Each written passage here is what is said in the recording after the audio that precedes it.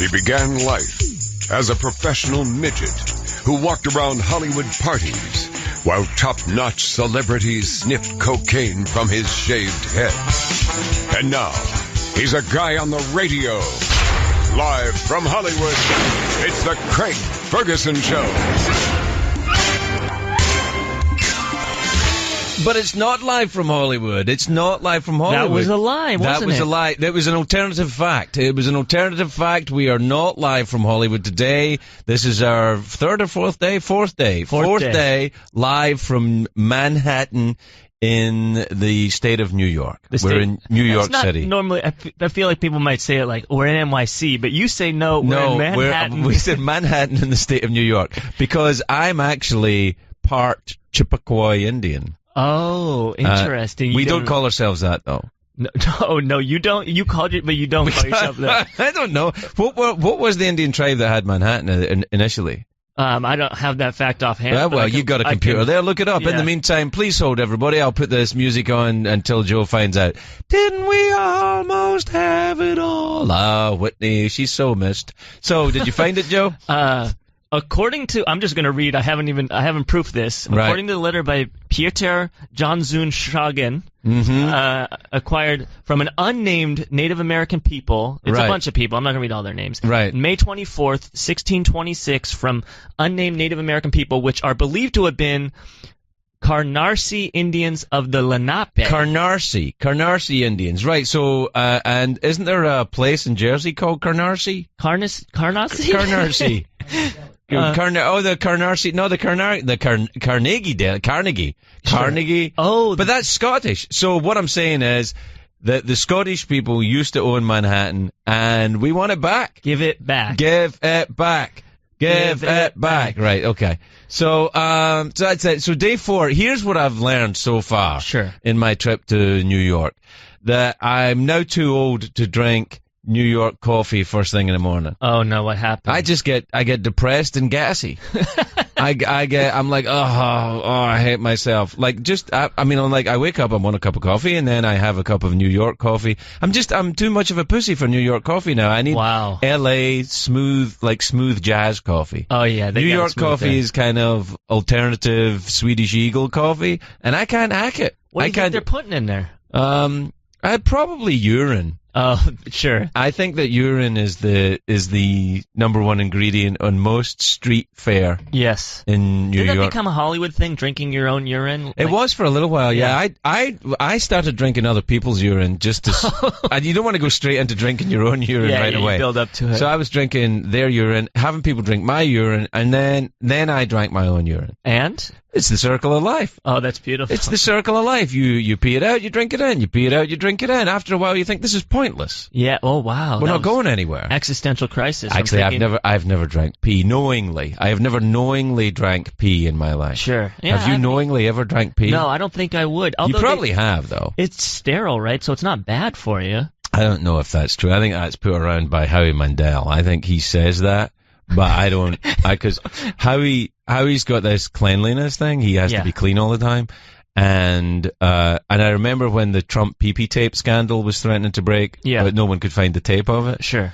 Is it still tape?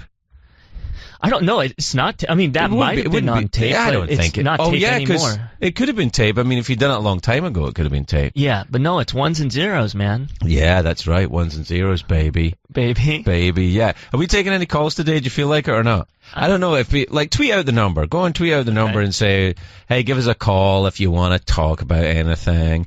But I don't know if I want to encourage too much talking today. We've got a lot of guests today. Yeah, which is really exciting. It's very exciting. Andy Cohen is here. I'm very excited about that. He's watched What Happens Live. Yes. And, he's America's voice of reason. Yes, he is. That is what people say about him. That's what they say. Andy is America's voice of reason. And then Sway's coming in. Yeah. Oh, Sway's so cool. He's America's black voice of reason. Sure. Okay. And then Joy Behar, America's Jewish voice of reason. Sure. So we've got we've got a gay man, a black man, and a Jewish woman coming. That's kind of the formula for a joke, really. That is. And if you've got those in there. three, well, yeah, you've got a Scotsman, and a Jewish guy, and I think there's enough. I think we could put them together. Sure. If we all walk into a bar, there'll be a joke will happen. If we can find a horse and walk into a bar, that a joke will definitely happen. Well, maybe. I mean, I think that also could be a sitcom, and Andy's got some hookups. We could have like the real. He's got the juice. Real family of whatever. Yeah, no, that could work. I think so. It's like 5 of us and a horse, and we all live in an apartment on the Upper East Side. Yeah, and one of us is neat, and one of us. Nah, I can't take it. It's like CBS. I can't. Are they renewing that Odd Couple show? Well, I think that's a big mystery. Nobody knows. I don't know. And that's your buddy Tom Lennon's Tom right there. Lennon. I love Tom Lennon. He's a very funny man. He's got beautiful legs, Tom. I don't often say that about my friends, but he has beautiful legs. When he was in Reno 911, his legs were insured for $1 million each. Each leg? Yeah, that's $2 million. Plus his penis, I think, was about $48. So it was like, wow. So that was $2,048 worth of insurance just in his lower half. That's not even his nipples or anything. No. What people don't understand about Hollywood is how much you have to insure everything. Right. Like, everything is insured. When I was doing late night, each of my teeth were insured for about $78 each. But that doesn't sound like much, and then you add them up. Yeah, you have at least a dozen teeth. No, I've got a genetic abnormality. I have over 70 teeth. Over 70? Yeah, I was born with it. It's called Sharknado. And what it is it's not exactly Sharknado, but it's something like, it's like sharkiness and sharkiness. Sharktastic phobia or something. And I have 2 rows of teeth, basically.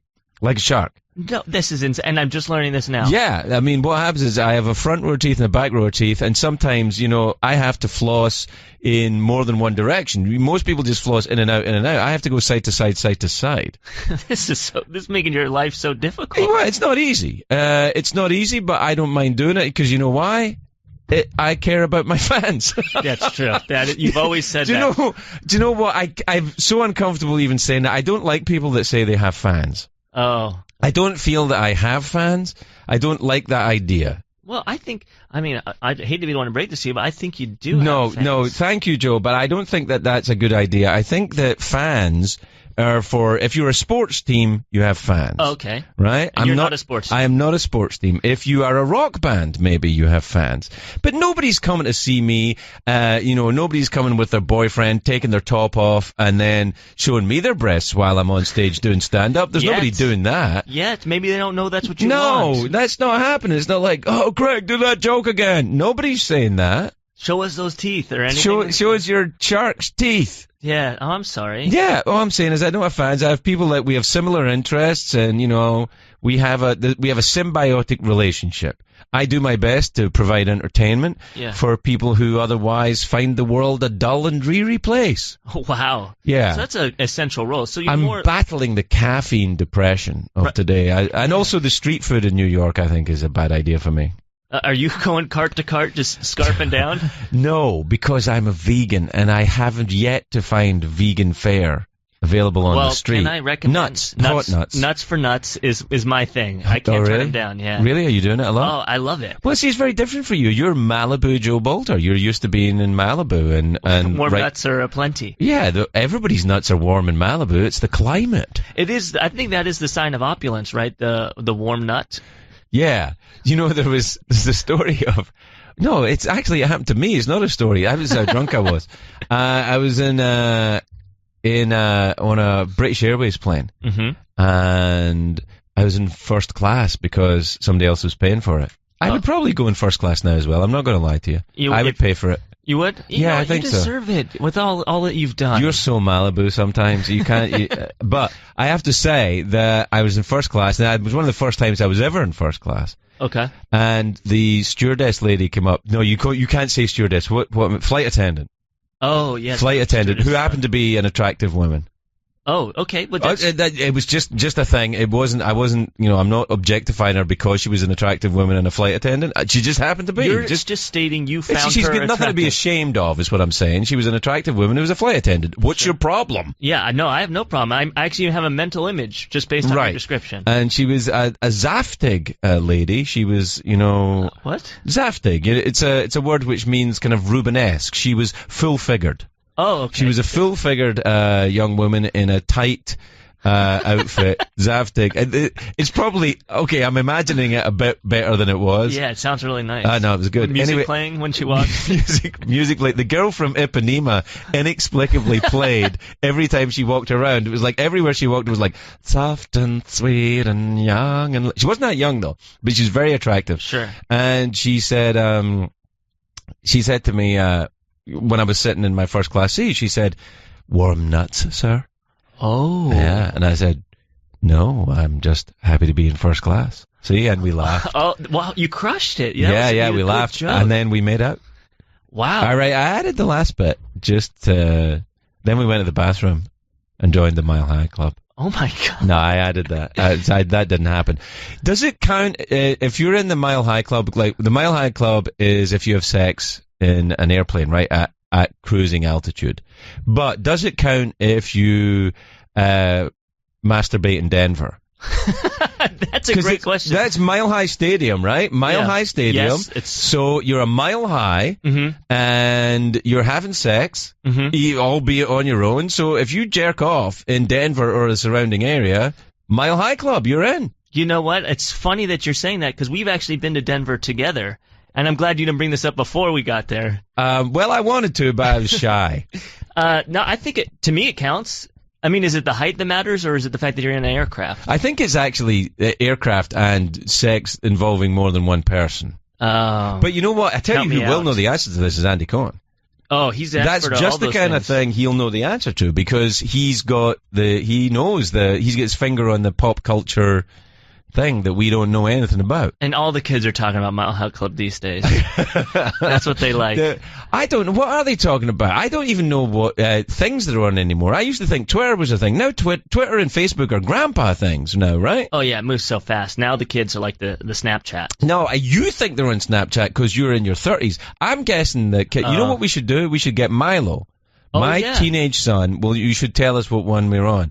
We'll get him into the show probably earlier this week. We'll bring him in before we do this show. Yeah, so we should bring him on again, is what you're saying. Sure, why not? Let's do that. I don't think Milo thinks that Tomas and I are very cool, if I'm being honest, because... Well, you guys are in your 30s and he's, just coming up on 16. You're not cool to him. I know, but I used to be, 10 years ago... Dude, believe it or not, in the before times, I used to be cool. Like, before kind of complaining about indigestion and coffee and, thinking, and, worrying about, things, I honestly used to be cool.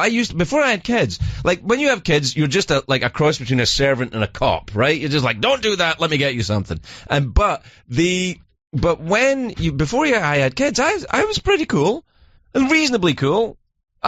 Cool sometimes. I did some cool things. Yeah, I don't doubt that. Yeah. Back then, though, being cool was like you had a wheel with a stick and you rode it down the street, or really cool people had a bicycle with a giant front wheel and a little back wheel, or maybe a Ford Model T, or your own spats.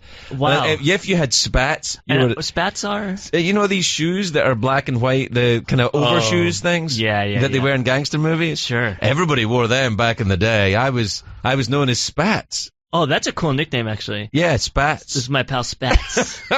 You genuinely don't know about Spats? I guess if you grew up in Malibu, how the hell would you know anything about Spats? Or anyone. If you grew up even in the last 80 or 90 years. I like also... Do you know what, though? I have got a problem with your generation. Okay. And here's what it is. Over and over again, you guys will say, and I'm not meaning you in particular, Joe, but I will say over and over, you always say, oh, that happened before I was born. It's like, yeah, so did the fucking Civil War. That means you don't know about it? Oh, no, that happened before I was born. Yeah, no, Do you remember, what about Woodstock? That happened before I was born. Rolling Stones, before I was born. Moon landing, before I was born. Invention of the wheel, before I was born. Penicillin, before I was born. Radio, before I was born. Television, before I was born. But you're saying it's our obligation to learn about those things. I'm saying that the world didn't start when you bastards came along with your overprivileged fucking iPod livestock. Bah, get off of my lawn. Yeah, that coffee. Yeah, you're right. I'm shaking my walking stick at you. I've got my knobbly walking stick out, although part of me still likes you, so I've got my walking stick out and I'm saying get off of my lawn, but another part of me is saying I've got some change in my pocket. So, That's creepy. I hate you, but you can also get some change out of my pocket. Wow, man, New York has changed you, I feel like. It's because you interact with people here on the street. In LA, everybody's inside your car. Sure. Not everybody's inside your car. No, I don't have only 4 extra seats. Right, so not everybody in LA is inside your car, but in my car, nor my car. Right. I don't let people in my car. But here I don't drive a car unless you're in a taxi or something like that, and then it's like, by the way, didn't New York taxi drivers used to know where shit was? Oh, yeah. I've been in an Uber, and the guy had 2 phones with maps on them. Yeah, I don't know if that's right. Anyway, I guess it's right. It's progress. I don't want to be one of these guys who's on the radio complaining all the time. No. And I do not want to be that guy. I'm complaining about that. We do have a phone call if you sure. want to. Really? Well, hold on. Let me turn around and see who it's from. Because if it's from anybody I know, I don't want to take it. Who's it from? Kaylee in Canada? Yeah. All right. Let's talk to Kaylee in Canada. Hey, Kaylee, what's going on? Oh, my Lord. Hello. Hi, Kaylee. What's happening, girl? That's how I talk. I'm in line for math class. I'm waiting to go into math class. Hold on. Let me see you on speaker. Oh, you put me on speaker? Say hi to Ferguson. Hello. Oh, wow. Hi. You're online to go where? Where are you going? We're going to math class. Do you think you can convince my teacher to let us not have class today? How about you guys be a little less Canadian and say, as a group, we're not going to class today. Screw you, and you go off and do your math somewhere else responsibly. I'm on the phone to Ferguson. Serious. What? Hey, Ferguson. Yeah. Yes. Sir, Craig Ferguson. Yeah. Oh my God. I know my name. God. He's a talk show host. You guys are so good at. Come on. That's amazing. You were just complaining about the kids, and now they're calling you to get them out of class. Yeah, it's amazing. You kids get off of my lawn. Please. Come on. Whereabouts in Canada are you guys? Where are you in Canada? He's sorry. What part of Canada are you in? Just outside of Toronto. Oh, okay. But isn't most of Canada outside of Toronto? Oh, deep. Yeah, see, you love that though. You see what I did with the kids. Yeah, see great. what I did. Philosophical. What grade are you in? I'm in grade 10. Grade 10. That's the same age as my oldest son. This is perfect. This is great. Oh my Lord. Yeah. This is an adventure. I love it. All right, we gotta go for some reason. I don't know. Anyway, good, and study hard and pass your exams and good luck. That was so nice. Wasn't that great? Well, we got a sorry out of her, which was really cool to hear. That was nice. Yeah. And also, I tell you what, I feel good because I was just complaining about the youth.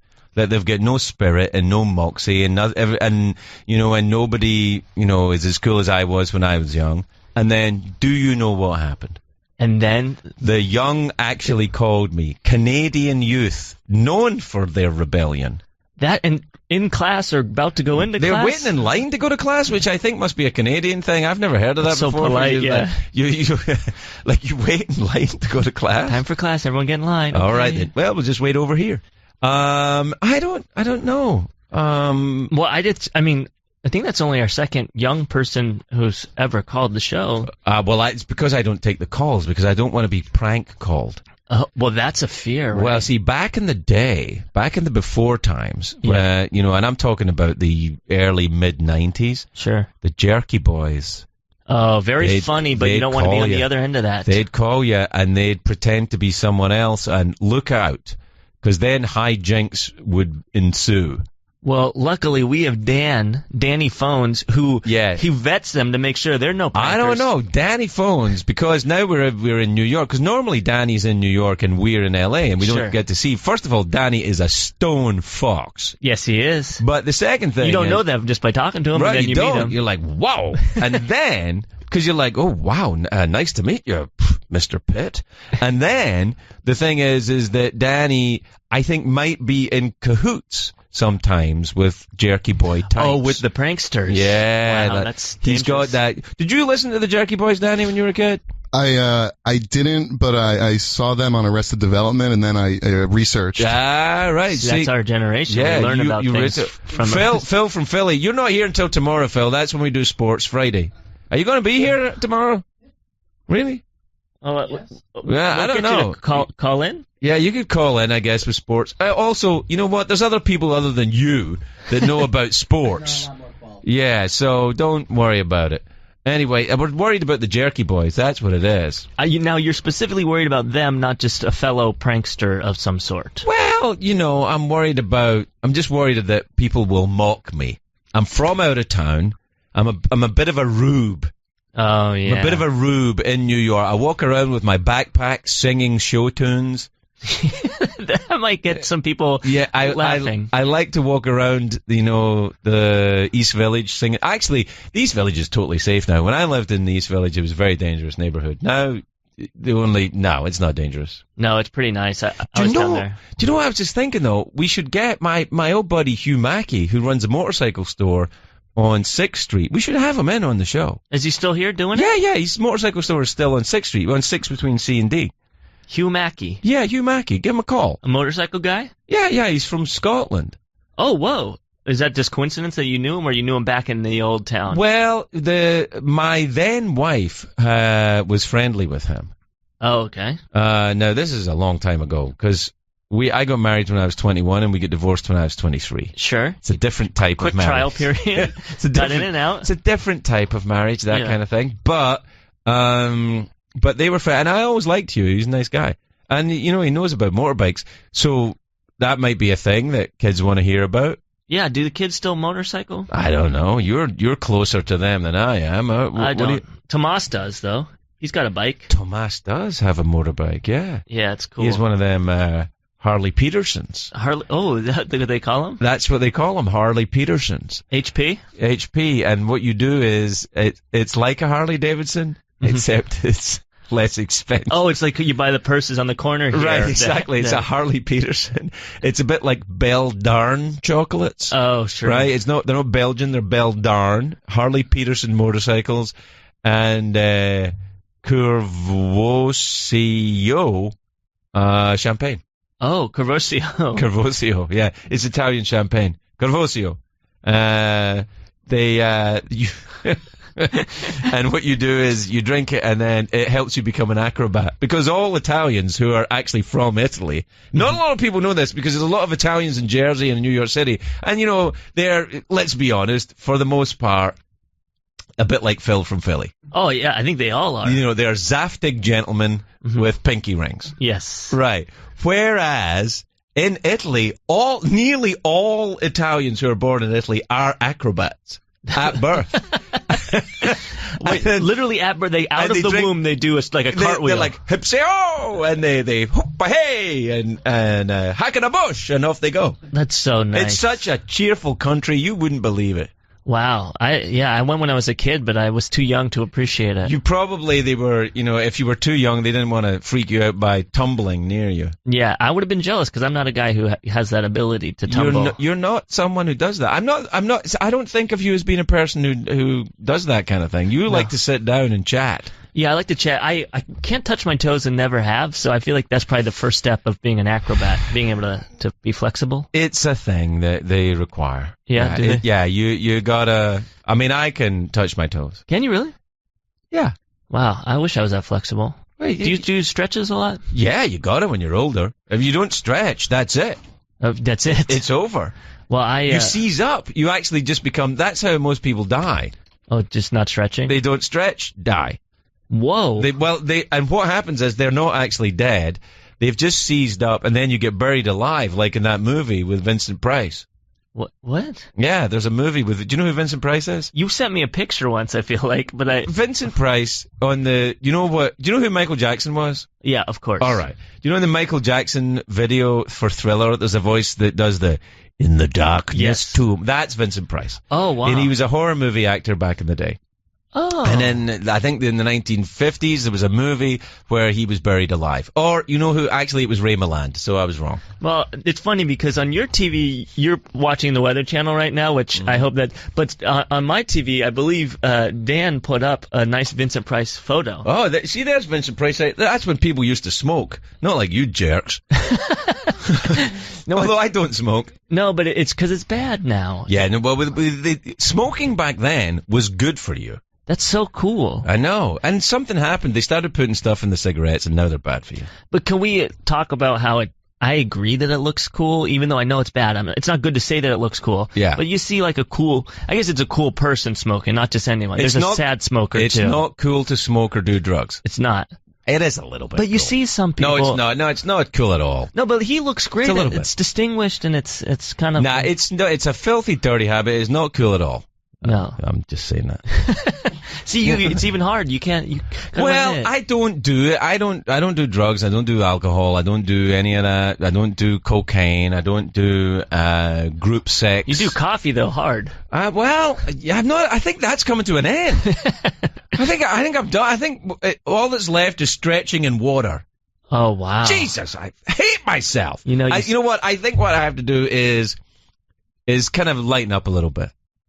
Really? Yeah, I got Mormons coming up to me saying, "You need to lighten the fuck up." Wow, it's bothering the Mormons. Yeah, Mormons are like, you're you're driving us fucking crazy. And they actually say that. They say it. They say you're driving us fucking crazy. And that's because they all listen to our show? We were number 2 show in the world. Are you going to pick up some Normans?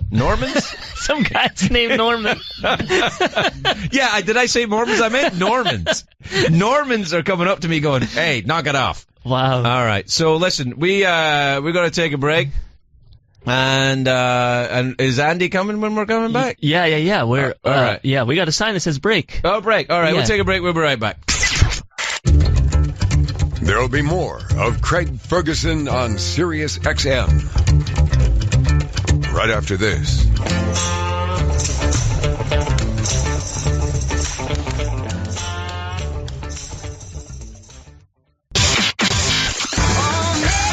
It's the Craig Ferguson Show on Sirius XM Comedy Greats.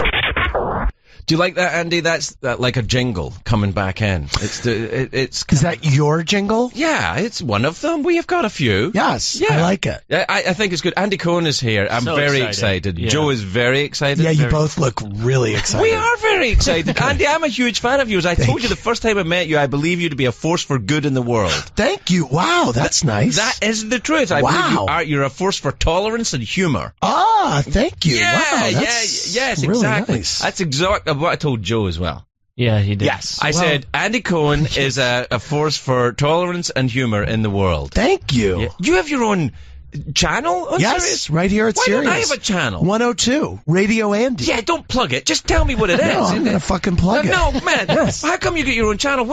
That's 24 hours a day of you? It's 24 hours of I curate the whole channel, so I program the channel. What? So it's me. It is Sandra Bernhard's on every day. I love her. Can she be on my channel? Yeah, she can't be on your channel, but she can be on your show. I'm sure she would do it. Oh, sorry, I don't have a channel. Yes, right. I just have a show. That's exactly right. So do you start with Let's a show? not get it twisted. Do you start with a show and build up to a channel, or you can't even get a channel? No, I started with a channel. What? Why don't I have a channel? I feel like I'm being You should. shortchanged. You've earned it. You're damn right I've earned it. you have. I'm going to take this up with it. Do you know Howard? Is that what it is? I do know Howard, Right. but Howard had nothing to do with me getting a channel. Oh, sure. Yes, he didn't. All right. Well, how come you got a whole channel? You know Howard. Well, not really. I'm afraid of him. I'm assuming that you've been on Howard. I have, yeah. Well, okay. But not on Sirius Howard, only CBS Howard. Oh, you're kidding? Yeah, that's I'm on. Interesting. Next week I'm going on Sirius. Oh, you Howard. are? Yeah. Great. Yeah. It'll be great. Yeah, no, I'm looking forward to it. It's kind of like if you want to see how Such a good interview. the best there is. Yes, it's true. You sit at the feet of the master. That's right. Yeah, That's right. I like and you can watch how he does it, and then That's go, right. I'll steal whatever I can from here. What's fun about being at Sirius in New York is that you do see him in the hallway occasionally, and it's like seeing Jesus. Actual Jesus. Yes. Yeah, I know. Yet he's so awkward, like when he's not on the radio. Yeah, he's Joey Ramone Jesus. Yes. Kind of teenage, but Howard. Ultimately, you're not going to have a long kiki with him. You just have to kind of keep it moving. What's a kiki? A kiki is kind of what it sounds like. Like it sounds a let's bit kiki. like a finger in your bottom. Well, actually, that's is that what it is? A kiki? You're not going to get two fingers in, but Well, you're going to, I don't know. I'm fast. maybe the tip of one. I bet. Tell me about having a whole channel, though. It's so fun. Well, you It's, curate it. What is like? You have objects. Excuse me? You have like a museum. Yeah, He creator picks of the a art music. for You it. Yes. pick the art. I curate the programming. You know, I was in charge of programming at Bravo for 10 years. Oh, and yes. so I basically everything on the channel is I've got Dan Rather has a show on the channel called Dan Rather's America. I worked with him at CBS News 20 years ago, so I knew him then. All right. Jim Parsons has a show on my channel called Jim Parsons is Too Stupid for Politics. Yes. He's not, though. I know Jim Parsons. No, he's not. So that's an ironic title. Kind of. I mean, he comes at it from, look, I don't know about the EPA, but I'm here with the former head of the EPA who's telling me about it. So you could end up being the president being that stupid for I know, politics. it's true. You could, that's the way to stupid your way all the way to the so number one job. true. Yeah. Hey, I think Jim Parsons at this point is too smart to be president. Yeah, he's good, Jim Parsons. Did you see him on Broadway when he did Harvey? You know, I didn't. Neither did I, but I bet he was great. I bet he was fantastic. That's funny. What about when you were doing Bravo? Yeah. Because I watched Bravo. Now, I'm not a gay man, although I worked in the theater and I'm A lot of European. straight guys Yeah, but watch Bravo. I'm kind of a little bit obsessed with how much home improvement is going on. Yeah. Was that you?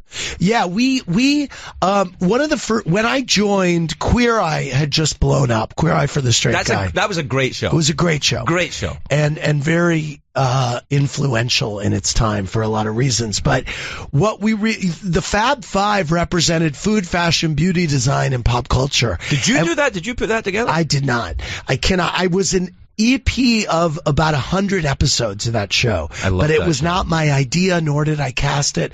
But I spent a lot of time with those guys. And what we realized as that show left, what we realized was Bravo became about those 5 areas: food, fashion, beauty, design, and pop culture. We had Project Runway, we had Top Chef, and then we had Flipping Out and Top Design and all these home improvement shows. And so that's how the $1 Million Listing, that's how those shows we backed into that as a sub-genre for the channel. But I've gone deep cuts with this stuff now. I've gone like midget houses, the tiny Are you midget. a big HGTV fan? Yeah, I've gone really deep with this, and now I watch on YouTube British, design your own castle back from the 70s to bring it back to life ones, grand designs. And I like aspirational real estate shows like $1 Million Listing and Flipping Out. The HGTV shows, the homes are too kind of common for me, not meaning that I think that I'm fancy. Well, you are fancy, though. You're a little bit fancy. Well, no, but I don't think I'm fancy. I'm saying that I don't want to see accessible homes. I want to see homes that I couldn't afford, because that's cool to see inside of. Yes. You know what I mean? Yes, I do think that's true. I like to watch the House Hunters International. Yeah, that's a big one. Yeah, Yes. because House Hunters America, I'm like, well, I could live in Florida if I wanted to. Yes. But when it's like, and I like it the fact that they take, mild-mannered Canadians. It's like, Bob and Sandra are tired of their suburban life in Toronto and looking for some excitement in war-torn Kosovo. Right. And then they go and they get a house. And you're like, why are you living there? Right. It's like, it's crazy. Like, crime-strewn Belize that's calling. Right. But it's That's always funny. better, though, for me, always better with a gay couple. Well, yeah. Male gay couple, always better. Gay guys on TV. I mean, it's hard to lose with gay guys on TV. When did that happen, though? I mean, it's true, but when did it become like... I think Queer Eye was like, everyone went, this is much better. Yeah. Well, listen, I mean, there couldn't be... I mean, you go back to season 1 of Survivor and The Real World. I mean, they always threw in a gay dude. I mean... Here's a quick trivia question. First gay wedding on American television. Can you tell me what it was? Hold on. Because I know the answer to this. That's why I'm asking. Hold on. I feel like I do know. Okay. Was it on a daytime show? No. No, it was on a sitcom. Was it on Roseanne? No. Okay. Was it on... Well, this is not the way I set up quizzes. Okay. This might be the way you do it who on your was channel. Well, what was we only it? got 2 hours. We don't have enough time for this shit. What was it? It was the Drew Carey show. Oh, wow. Drew Carey and Mr. Wick, the character I played, got married in Vermont. Really? Yeah. Wow. I mean, it wasn't technically a gay wedding because they weren't gay, but they did get married so that he could stay in the country. Huh. I have never seen an episode of the Drew Carey Show. Neither have I, and I was on it for 8 years. Is that true? Did you never see it? I don't watch myself. Do you ever watch yourself? So fun. No, I don't. No, I don't. When my show started, we would watch it back after the show. I would watch it with my EP and stuff to kind of give notes and see how it went, and I haven't watched it in years. Yeah. It's a way to get very unhappy. Yeah, it is. It is. When I was started in late night, they said, Dave watches his show back every night. And I said, right, well, I'm definitely not doing that. Well, that's why he went crazy. Yeah, Dave. Right. I mean, Dave is much... I ran into some of the guys from Paul Schaefer's band. Yeah. Like last year on Comic Relief, and I said, has anyone seen Dave? And they said, yeah. We bumped into him in the Caribbean, and he's much happier. Yeah. He's much happier being out late night. I said to you, remember as well, how long have you been doing the late night thing now? You told me I'm going into in July. In July will be 8 years. You said I was going to go crazy when? 10. Okay. So at 8 years, I started saying. At 8 years in, I was like, I got to get out of this. I got to get out of this. Okay. And I went to them at 8 years and I went, okay, thanks very much. And they went, no. Right. And then they threw money at me, and I'm a very greedy surface. Yes, me too. So I went, I love this job, and I took the money, but after 10 years, I couldn't even. You know what happened with me? I hit a wall at year 6, I think, and I really started feeling like, okay. Every show was like punching the clock, and I just wanted to get through it. Yep. And then I realized that, and I was like, oh, this is like the worst. I can't act like this. This is my dream job.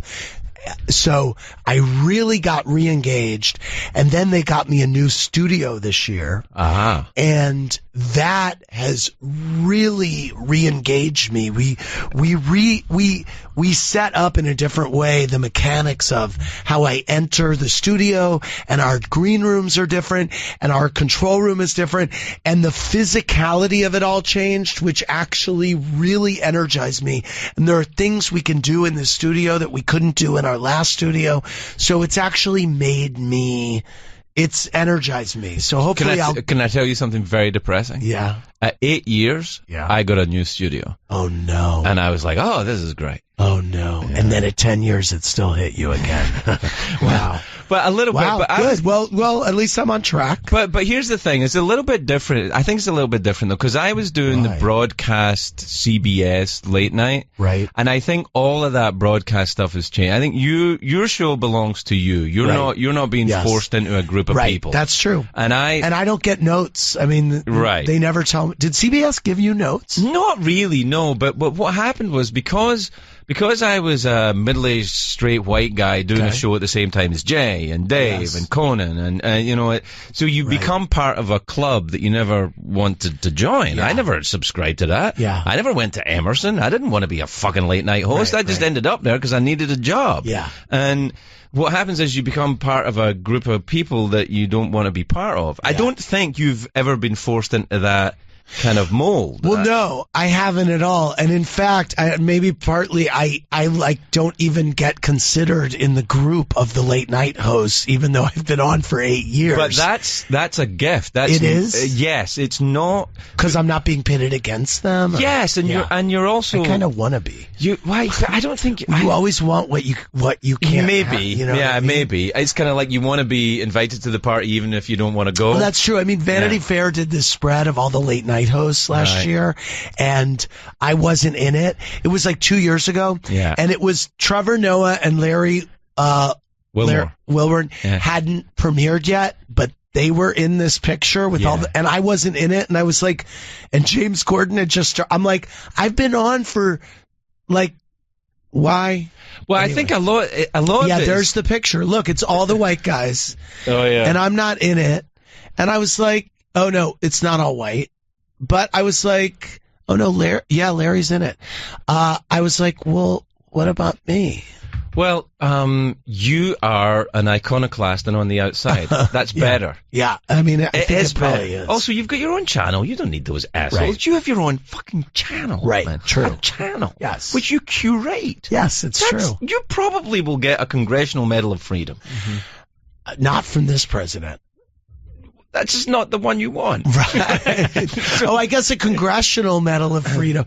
A presidential. Is there a difference between a Congressional Medal of Freedom? I'm kind of not from here originally. Joe, you've got a computer. Can you look it up? Congressional Medal of Freedom? Yeah. Are we even sure that's a thing? Yes, I'm sure it is. It's a big award. Right. Anyway, what I'm saying is you'll get a knighthood. From the Queen? Sir Andrew Cohen. That would be Please great. step forward. Are you a knight? Yes. I've decided it right now. A Scottish knight? No, well, you get them. I wonder sometimes if I hadn't left, if I had stayed there, maybe I would have become a TV detective, like on PBS, and I would have got my knighthood at about 60. Right. But it's too late now. I can't go back and do it now. No. Nah, they don't. No. Nah, they're not going to have me now. Nor do I know that it would be worth it at this point. No, I've tasted the Americas. How long have you lived here? 22 years. Wow. And before that, I moved to New York when I was 21, which is more than 22 years ago. And I lived an illegal life in New York, and then I had to leave and come back legally later on. Well, hopefully. So you are legal. He's not going to kick you I'm a citizen now. It's a big old court case to get me out now. But I'm sure it could be done. Right. But well, she loves a court case and she loves kicking people out. Well, she does, but at the same time, I think she's got other things ahead of her instead of just, She likes to focus on the minutia. Well, kicking you out might be what she wants to. Might be the distraction. I don't know. I think Korea's the distraction she's looking for right now. Well, she just likes to make up lies on Twitter, so it could be anything. I make up lies all the time now. You do? Yeah, I heard. They say. Yeah, that's right. Sources have told me. Yeah. What we've announced on this show in our first week that we are the #2 radio show on Earth. Perfect. And we only say I didn't say #1 is because I'm frightened of Howard. Yeah, of course. Right. But so I said we are the #2 radio show on Earth, and people are congratulating me. The more you say it, it's true. It's Nothing true. Needs to be corroborated by anyone. And you can actually say it's not true, and it'll still be true. It's true. So you can say, look, this is not true, but we are. You're so right. And then people will go, oh, wow. Because nobody checks anything. No one cares. So I'm feeling okay about it. We're doing so great. Yes. And I'm a billionaire. Well, congratulations. Thank you very much indeed, but I don't have my own channel. Well, I just hope she doesn't kick you out. Well, if she does, I'll run for president, even though that's illegal. There you go. I can't be president. Do you know that? I did know that. Oh, really? Yes. Not me personally. It's because I wasn't born here. I understand. I was born in Kenya. Right. I saw your birth certificate. Yeah, that's right. I was born in Kenya, but I pretend to be from Hawaii. Mm-hmm. That could work out. Yeah, anyway, it could. What's that thing you're doing with Anderson Cooper? What's that? We're on tour. This has been 2 years now. We only go out like once a month or once every couple months for a weekend, but we've done about 25 shows, and it's a show called AC2 Live, Deep Talk and Shallow Tales. And he interviewed me at the 92nd Street Y a couple years ago, and his agent came backstage after, and we have great chemistry. We've known each other for 20-something years. And she came back, and she represents Bill O'Reilly. And she said, O'Reilly and Dennis Miller have been on tour for a long time. Mm-hmm. She said, you guys could go on tour and do your own kind of conversation show. And we did, and it's great, and it's selling out all over the place, and it's really fun and funny, and we tell stories and talk and bring video clips. I want to do that. Who can I do that with? Maybe the guy that do that with? The English guy that was in The Nanny. I could do that with him. With Charles O'Shaughnessy. Yeah, I could do that with him. No, I feel like you should do it with John Oliver. Yeah, he's English though. So what? Well, I'm Scottish. It's kind of a thing. Scottish and English can't go on tour together? Yeah, sure. I'm sure it'll be all right. Okay. Yeah. I don't know. I think he's too political for me. I don't think No, but that's the thing. I mean, Anderson's political, so we're, Bill O'Reilly's political. I'm doing something off the model, and Dennis Miller isn't. All right. So it's like one of you is dirty, one of you is clean. Yeah, that's what I'm saying. Yeah. It's like pop culture and world events. Okay, I'll do it. You know what I mean? All right, get Oliver on the phone. Yeah. Okay. All right. Yeah. No, we'll do it. I think that's great. I do too. Do you guys go on a tour bus and have No, snacks? we don't. We fly to wherever we're going. All right. And we go out after. I'll make him go to some like local gay bar with me. Nice. And we have a great You time. know what? I think if I'm in a gay bar, and it could happen in Wichita or something, and in comes Andy Cohen and Anderson Cooper, I'm like, this is the best acid I've ever taken. Let me tell you something. It does cause a stir. We were in Indianapolis last weekend and Louisville, Kentucky. No, you don't say it like that. Louisville, you pronounce it like this. So we did go into a bar in Indianapolis and people plotzed. It was funny. Yeah. Which is sometimes fun, and sometimes it's just, you just want to stand in the corner and see what's going on. So Anderson left like 5 minutes later. We were with other people that we knew, and I stayed, and I was like, you know what, Anderson, after you left, everything calmed down. And so he freaks out sometimes. The silver fox feels cornered, and he freaks out and leaves. I quite like that. He's kind of shy and retiring. Yes, it's true. Yeah, he's like a precious woodland creature. It's exactly I right. sometimes think that. I mean, he's highly strung. When I see Kathy teasing him on that New Year show, I'm like, oh, now you're going to go too far. Yeah, it's true. He's going to dart. He's going to run away. He'll do a forward roll straight off of that podium. That's and just right. disappear into an alleyway. That's right. I know. It's true. Andy, we have to let you go because you've got a channel to run. That's right. I do. I'm so impressed by that. It's lovely to see you again. Hey, great to see you. And you're so tall and charming. And you are so beautiful and a force for good. Ah. Yeah, that's and Joe, true. Well, just to put an end to the Presidential Medal of Freedom. Nobody cares anymore, by the Joe. President. No, but there's a Congressional Gold Medal. That's what we could be going for. The Congressional Gold Medal. Would that be awarded by Paul Ryan? Because I also don't think I would have a chance. Oh, that's true. Okay. Well, I think I would do it with Paul Ryan. By the way, do sex. I think he's horrible, but I would do it with him. I think everybody's got somebody like that. Well, depending on how that goes, you can maybe get a gold medal out of it. You're right about that. Yeah. Hey, no, wait a minute. This is. I mean, I know you have to go, but just very quickly. Sure. Let's talk a little bit. Well, I'm just thinking about people that you don't like that you would have sex with. Yes. It's quite an interesting category of people. Oh, it's great. Well, I once said, I was on some talk show, and I said that I would hate fuck Rick Santorum because he hates gay people so much that I would really like to show him what it's all about. Well, he's gotten quite a bit older, but yeah, no, I think I still would do it. Who else? Who would you? I think for me, probably Kellyanne Conway. Oh, okay. Well, that's a good one. Especially if she wore the little colonial number from the inauguration. Yes, I'd be like, right. Yeah, you like what do you think of the colonies now? Yeah, what do you think of King George now? Hey, I'm sorry, I got a bit excited there. What about if you had to go against type? Like, I have to choose a man and you have to choose a woman. Oh, okay. A woman for me to hate fuck? Oh, it doesn't have to be hate fuck. It could be just like, just off the charts, kind of trying something a little bit outside your normal comfort area. Okay, well then I'll start. Yeah. All right. I think for me, probably it's a little bit of a cliche, but Brad Pitt, I think. Right. Okay. 'Cause I don't know. I'm not gay, but if I met Brad Pitt, I'd kind of start a tickle fight. He's so pretty. I'd start a tickle fight, see where it goes. I always said, well, Jenny McCarthy was my first kind of girl crush that I thought, oh, well, she's very exciting.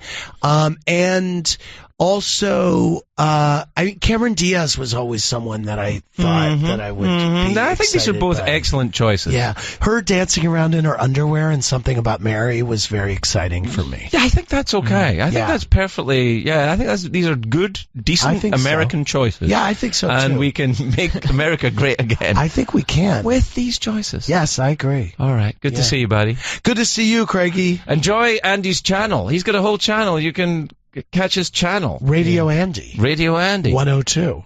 Point. No, just no points. Point. No point. You don't even get a point? Do decimals. Wait, you have a whole number. Oh my God, there's not even a point. No, there's no points on Sirius. We're 94.3. No, you aren't. No, there's no points on Sirius. I want a point. You know what? We should add points. I want to be 102.5. 102.5, and we are 94.2. Yeah, because we are the number 2 radio show on Earth. Yes, you are. And I'm going to try and get us on 104.5. Yeah, I'm the Radio number Andy. 2 channel on Sirius, and you're the number 2 show on Earth. Yeah. Okay. Wow. All right, we're doing great. Okay. We'll talk to you after this. Thanks. It's the Craig Ferguson Show on Sirius XM. Comedy Greats. That was very exciting. Andy Cohen was here. Yeah, he was lovely. He was lovely, but is he as lovely as Sway Calloway? I don't know, because he's here now. Man, what's up, Craig? It's a cavalcade of stars. Yeah, man. They're coming through. It's like a big parade of stars. Yes. A cavalcade of stars. Yeah, that's exactly it's it. Fantastic. It's beautiful. Hey, what's a cavalcade? A cavalcade? It's kind of like a big parade. Ask Andy. He knows a lot about parades. Okay. Yeah, so it'll be fine. Hey, I haven't seen you since the Super Bowl. Yeah, we was at the Super Bowl together. Do you watch the football? I do. I was actually at the game, and I wore a Raiders jacket because I'm not a Patriots fan. I just kind of wanted them to lose, and it didn't happen. Yeah, I know. I remember it. Yeah. So I actually went to the game, bro. I was conflicted because I have family, a lot of family who are big Patriots fans. A lot of family, my wife's family are in Boston and New England, and they enjoy the work of the Patriots. I, on the other hand, not a fan. I'm not a fan. They're talented, man. Shit. Sure. I can't even front. I know. And I couldn't believe they came back and won. Andy Cohen, what did he smell like when he came into the studio? A little bit like pineapple. Like pineapple? Yeah, why? I was always curious. He always smells flowery. He smells good. Good, man. That's a good smelling man. What do you smell like? You're sitting too far away. You want to come over here, snuggle up? I can give you some. You want some? What is it? What do you smell? It's a Prada cologne.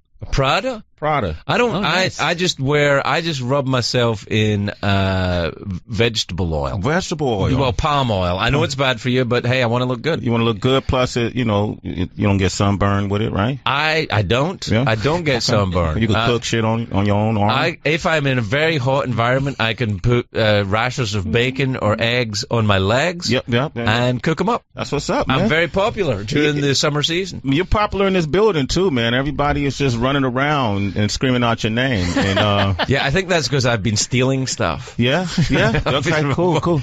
Listen, Yeah. do you live in Harlem? Is that true? I live in Harlem. Born and raised in Oakland, but I've been in Harlem for a few years. Because I used to work in Harlem. Where did you work at? I worked on a construction site, 127th. Are you serious? Yeah. This is in the 1980s. Dude, I was the only white guy for 20 bucks. Damn, you didn't get your ass whipped or nothing? On the contrary, I never had any trouble I had at that time. I had in the East Village. In the East Village. But when I was working in Harlem, I was a working man. I was wearing, I was like my overalls and my hat, and I went to work. Yeah, Harlem people love people, man. Well, it's not like the I never, because it was one of the things. Because in the 80s, when I would talk to my white friends, I've got white friends. Yeah, I've got white friends. What are they like? They're just like us. Oh, okay. They're just like us. Yeah. But I would talk to my white friend. They'd be like, "Are you crazy? You can't go up there." And I'm like, "Well, if you give me a job, I won't go up there." But I needed a job, and I knew a couple of guys who needed laborers. And so, dude, let me. So you've been a construction worker. Yeah. You've been in a punk band, right? Sure, yeah. Okay. You've been a bodyguard, right? Well, not really a bodyguard. I was a doorman. A doorman? Yeah. I was just like the weedy guy that went, "Hit him, boys." I wasn't doing the muscle. I was like, okay. "Oh no, he can't come in. Push him away." That's an important role, though. It's got to be done. Somebody got to direct the muscle. That's exactly right. And so a construction worker. Yeah. Oh man, you're a man of jack of all trades. Well, right? when you're an illegal visitor in our country in the 1980s, which I was, and now I'm legal. But back then I was illegal, and I actually wasn't illegal, but to work was illegal. Dude, I worked to work in this country was illegal for you. For me, it was. Okay. Yeah, I didn't have the right kind of visa. I've been a UPS. I used to load UPS trucks. I used to deliver seafood product. I would have killed for that job. Yeah, man, I was killing them. We used to build rattan furniture. I used to stuff pillows. Wait, you built rattan furniture? Yeah. I didn't know you were that handy. Can you weave those bits of That's things? me, dude, bro. Yeah, I take them bamboo sticks and tie them like braids. That's fantastic. Yeah, what are you wasting your time in this shit hole I don't for? know. That's what I'm like, I'm thinking about going back to. You could have your own furniture and seafood business. You're wasting your time here. Yeah, Sirius XM, bro. They give us free juices. Free juice, free water. Free juice, free water, and all the talking you can stand. Hey, let me tell you something. Everybody got together when you were coming, and we decided to, people really wanted you to know the rules here. You know, and remember when you came by the Super Bowl broadcast, I told you I was going to break down the rules. Yeah, you did. And everybody's been scared to tell you. You know, like Andy, I know he came in here, he kind of sucked you up, like, you know, right? You know, wait, kissed up to you. Wait, kissed up to you. No, I was here. You were right the first time. I was right. Okay, you know. Hey, you know what? Love is love. Love is love, right? Yeah, I'm doing the same thing here. I'm on your show. Okay. So I want to read back the rules. Okay. And, you know, since, you know, you're a newcomer. Yeah. You know, to Sirius XM.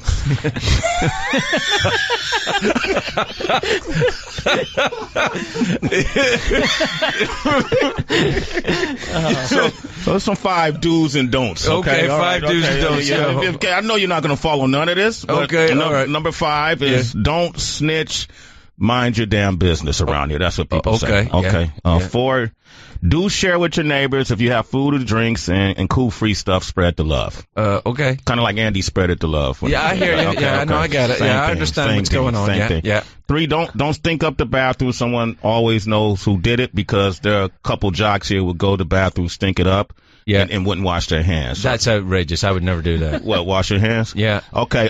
2 is be friendly and cordial with everyone in the office and public areas. You never know who's who. And then number 1 is don't trash talk other shows, especially Sway in the Morning on Shade 405. We roll deep. That, you know what? I tell you what. That is the most inventive plug / list of prison rules I ever had. It's so good, because I haven't been in jail in a long time. Right. But when you read me these rules, I was like, oh yeah, I remember. It came back to you, right? A little bit. What, you were in jail, bro? Well, I just overnighty drunk tank stuff. Nothing spectacular. Well, a little bit of car theft, but nothing.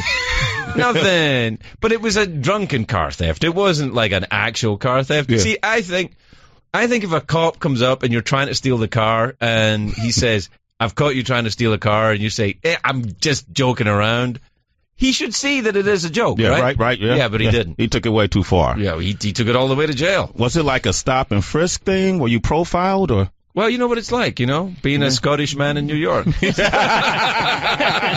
Same struggle. You can't get a cab. Man, it's outrageous. Yeah, man. You can't get health insurance. You know what? I tell you, this is true. In the 80s, once I was on a motorcycle, and I crashed it in the East Village, and the cop came over. I was all right, and the cycle was kind of messed up, but no one was hurt. And he came over and he said, all right, give me your driver's license. And I gave him what I had, which was my British driver's license. So there's like a picture of the Queen on it and like Hogwarts and shit, and it opens up into a like gatefold thing. He's like, get the fuck away from me. I don't want to deal with the paperwork of this shit. Get away from me. And he just chased me away. Wow. So you didn't get arrested? No, he just did. He realized the paperwork would have been like 2 or 3 days. Whether he was like, nah, I don't want to deal with it. That's very naive of you. That's where the difference between Scottish and black come in, right? Yeah, there, right? That's right. That's the only, for you, he'd have been willing to go through the paperwork. He would have redid it for me. So when did you come to New York? New York, I came in 2000. I started working with MTV. I always think of you as being on MTV. Is Kurt Loder still at MTV? Shit. No, Kurt left. When did Kurt leave? Kurt left a while back. Because he was at MTV, I think he started at MTV during the Civil War, right? It was in 1865. And it was like, the slaves have been freed, and now the new one from Metallica. Yeah, exactly. But Kurt was the day one, man. Even to work next to Kurt Loder for me was just... Yeah, no, he's awesome. That dude was unbelievable. I'm still over there, still with Viacom. VH1, MTV. Do you still get excited about seeing new musical acts coming out? You still kind of like get a buzz from it? I'm more excited about emerging and new music than I am the established ones, because a lot of the established artists who were once new become pretty hard to deal with once they become... That happened to me. Yeah, what, you became hard to deal with? Yeah, I'm an asshole. Really? Yeah, I used to be awesome and friendly and kind of like, sure, I'll do anything, mister. Yeah. And now I'm like, nah. You don't want to do nothing? I'm not even going to, like, wash my hands when I'm in the bathroom at Sirius. I figured that. You look like that when we met. Like, that dude does not wash his hands. Do you know what I do remember? Because you've been in this business for a long time, so have I. They're like, artists that are coming up are usually friendly. Yeah. And artists who have been successful for a very long time are usually kind of realistic and friendly. Yeah. But people who are just in the first kind of wave of being very successful usually assholes, and people who are on the way down and desperate, get very angry and bitter. What is that about, though, man? Like, some of the biggest, like, I've sat with, say, like, somebody like a Tom Cruise before. Yeah. The nicest guy ever. I didn't know what to expect from him. Like, even when we were doing the interview, somebody dropped a bottle of water, intern. He went and ran and picked up the bottle of water. Yeah, he would take it, and because he uses it in his Scientology. No, they use that particular thing. If you get an old bottle of water, that's like 10 points in Scientology or something. That's what that was? Yeah, it's kind of like Hogwarts, but you just get different points. It's a point system, I think. I don't know much about it. That explains his enthusiasm. No, but that's true. I've heard that about him. There's a lot of people, like when Kurt Russell was on the late night show. I always remember Kurt Russell for some reason. Like, he turned up on his own in a Toyota Corolla and said, "Any place I can smoke before the show." Wow. Yeah, that was it. Yeah. I don't think it was a Toyota Corolla, but it was a reasonably priced mid-range sedan is what I'm saying. Yeah, but have you ever, what was your most difficult celebrity? Do you know who was the most difficult? If I tell you yours, you got to tell me mine, you got to tell me yours, though, all right? Okay. So before I say it. Okay. All right. Let me think. Shit. Because I still deal with them. Yeah, I know. All right, go. All right. My worst one, but there's a codicil after it, was Macy Gray. Oh, Macy? No, Macy Gray is an immense talent. Yes. Agreed? Yeah, immense talent. Yeah. And she came on the show, and she was like, she wouldn't sit down, and she was like, wouldn't sing, and wouldn't she was like crazy. Uh-huh. And so, years later, Andy Cohen, of all people, asked me about it, and I said, well, actually, to tell you the truth, it was Macy Gray. And she got in touch, and she went, I was going through a very difficult time in my life, and I'd love to come back on the show and put it right. Uh-huh. And I said, sure. And then we never did because the show ended. But, but I think, to be fair to her, I think I was green at the time as well, or I would have handled it better. Yeah. And she, I think, was going through some hard stuff of her own. Uh-huh. And so that was the hardest one to deal with, but she wasn't the most unpleasant person I've dealt with. Yeah. That I'm not going to tell you. That's not fair. Okay, good. Okay, then that gives me an out. Yes, exactly. All right, great. I'm going to switch up my answer then. Mine probably was Owen Wilson. Yeah, I heard that. Did you?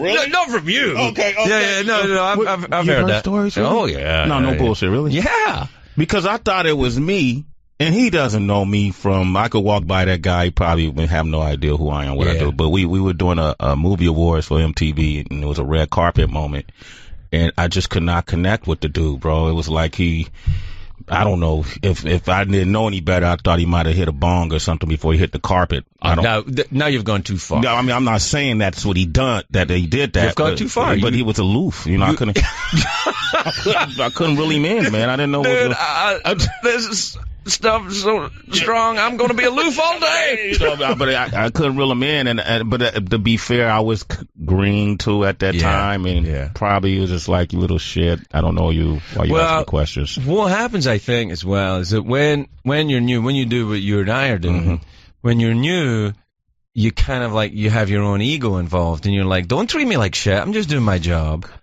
And then later on, you're like, treat me like shit if you want. Oh, fuck you. You'll be gone in 10 minutes. I don't give a shit. And that's when I start not caring, like your behavior is on you, not on me, then things go a little easier, I think. I just wanted everything to be great when I started, and it really wasn't. And once I noticed it wasn't great and I didn't care about it being great, it was all right. People enjoy mediocrity, that's what I'm saying. Yeah, right, and you play in that moment. Like, I've come to that realization maybe about 2 years ago, because a lot of artists come on our show, and they're really full of themselves a lot of times, or they're not prepared, and I came to that conclusion, if it's not great, it ain't on me, man. I don't give you're there, you're going to be there tomorrow. Be tomorrow. Yeah. I think also as well, the thing is, you deal a lot with musicians. The musicians and athletes are kind of hard. Because this is what I remember from late night, because particularly musicians, because the language that a lot of them speak is not really talking. That's not really where they're most comfortable. So to do what you do, I think, is very difficult, because you have to make them comfortable in that environment. Yeah. And that, I think, a lot of time is about respect. So when they know that they can respect you and you're a musician and you are part of their world, that, I think, makes it easier for that. Yeah. I think when I'm talking to musicians, they're like, who's this fucking game show host? I can't talk to this. Yeah, but you were such an excellent game show host. Yeah. You know what I mean? Like, you know, they just can't just sweep that under the rug. You know what I mean? Like, I get 2 daytime Emmys, which is worth half an MTV Video Award right there. You know, it counts for something. Yeah. I mean, it's funny though. It is, I think, a little bit about that. It's about respect. And if people have, because I remember once trying to talk to, it wasn't even on the late night show, it was on a radio show, I think, in the UK, trying to talk to Sting. Wow. And I was like, what, this, I really admire this guy's an amazing, gifted, talented musician. His written work, both in the music and the lyrics, are outstanding. But you try and talk to him, it's like a hedge is in the room. It's like talking to a shrub. He's like,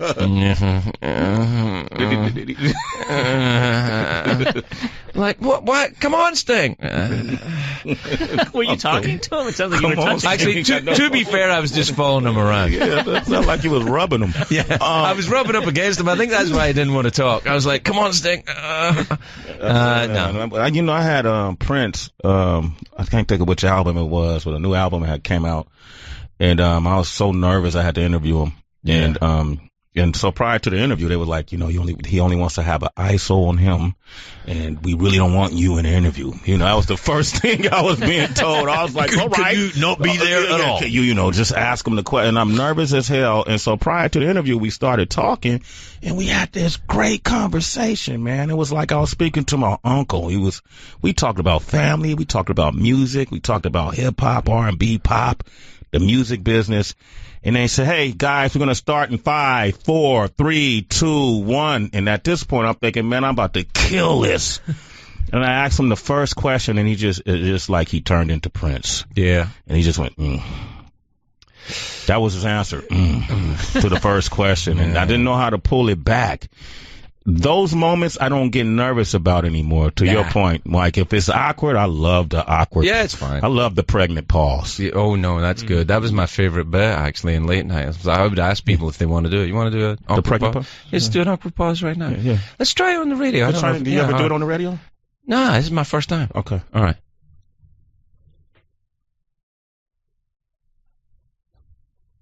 Yeah, it's a little weird on the radio. Not the same. People have changed the channel by now. I don't know if it works the same, Craig. Don't do that again. Let me add that to rule number 6. Oh, my God. It was funny. It's amazing how you saw everyone in the building suddenly run towards the studio. What the hell's going on? No! Satellite shut down. No, you can't really do that in the radio, I suppose. It's word pictures. It's word pictures in your mind. Yeah. Word pictures in your mind. What do you listen to now, then? Who are you listening to that you love? Oh, that I love. Yeah. I just listened to the new More Life album by Drake. You know, I thought that was pretty good as a playlist. I've been waiting to hear what he was going to do. Not big with the middle-aged white guys right now. Drake, y'all not feeling Drake? No. Why not, man? I don't know, man. There's a lot of hits. Try it. I actually do try as much as I can to keep my musical taste eclectic. But more and more and more, when I get a playlist from Apple, I'm like, thanks, that's great. Yeah, it's like you know me. Yeah, right. Right. It's like they got, you got all my favorites right there. I don't have to look for anything. And I kind of, it's hard because the desire, although I think it's important to stay curious about what artists are doing, not just musical artists, every artist, but it's hard because you know what you like. Yeah. I mean, for me, I don't like what I like all the time, though. I like to be, I like to be shocked, or I like the cold water on my face. You're a musicologist, though. This is your world. I got to dive into other stuff I've never heard of, artists I never heard of, and that's where I go. Do you ever go to genres unexpected, like you go to classical music or like jazz? Or when I'm at home, I listen to a lot of jazz or classical because sometimes you got to rest your brain from rap and pop. So I'll go totally slightly different. My grandmother is from Louisiana, so she grew up playing us bluegrass music and zydeco music. So sometimes I'll go play that old traditional music as well. That's Zydeco. That's cheerful. Yeah, you know about Zydeco? Yeah. I've been in New Orleans. Yeah, okay. Damn, Craig, you a man. Dude, you know everything. You know what? I worked in Harlem. Yeah. I was the only white guy for 20 blocks, and I never got a... No one ever even said a bad word to me. That's why I mean, people really want me to tell a war story about that sometimes. I'm like, there's nothing to tell. Yeah. I was a guy going to work, and so was everybody else. The war stories, the irony is the war stories are the folks who are from Harlem, and now what's going on with gentrification. Now, you would be popular, and then I'm becoming the minority in Harlem. Is that what's happening, really? Oh, are you kidding me? Yeah, man, it's more white folk. Well, you're not white, you're one of us. But it's more white folks in Harlem than well, you got Dominican, you got Latino, but it's... all the guys I worked with were... there's a lot of guys from Belize and some Jamaicans. Jamaicans always had like 5 jobs each, and they were they would leave work and go to work, and but it was, I mean, everybody on the site. I was the only white guy, but it just didn't come up. Yeah. It was the weirdest thing.